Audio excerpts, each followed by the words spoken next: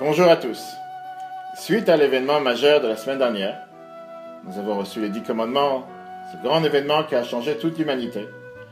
On s'attendait cette semaine à commencer à découvrir qu'est-ce que nous avons reçu. Qu'est-ce que sont ces 10 commandements et plus généralement, qu'est-ce que c'est cette Torah.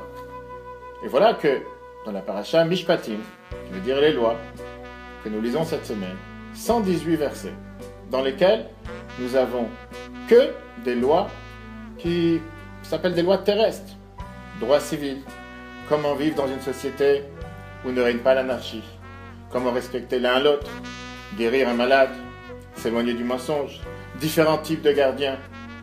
On n'a pas les lois de Shabbat, on n'a pas les lois de Kashrut, on n'a pas les lois de pureté familiale. Des lois qui apparemment nous paraissent des lois tout à fait simples, tout à fait normales. Et la question se pose. Don de la Torah, apparemment un enjeu majeur. On s'attendait à quelque chose de beaucoup plus spirituel.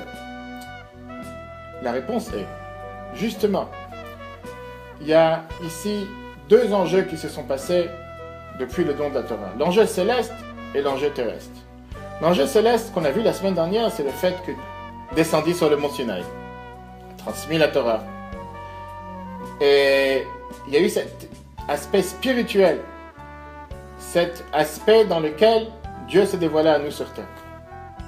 Cette semaine, nous voyons le deuxième enjeu, l'enjeu terrestre, dans lequel nous avons accepté sur nous de mettre en application dans le monde quotidien tout ce que nous avons reçu la semaine dernière. D'ailleurs, on le dit dans la paracha, Naaseh Venishma.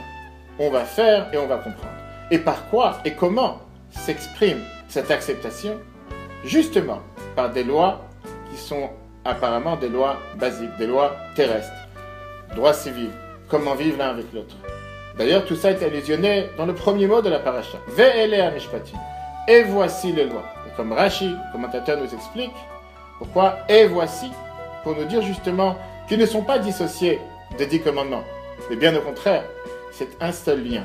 Puisque comment on peut montrer que nous avons internalisé, que nous avons accepté, que nous mettons en application ce que nous avons reçu la semaine dernière, cet enjeu céleste, les 10 commandements, dans la vie de tous les jours, dans la vie quotidienne, dans l'aspect matériel, dans l'aspect terrestre, dans l'aspect physique.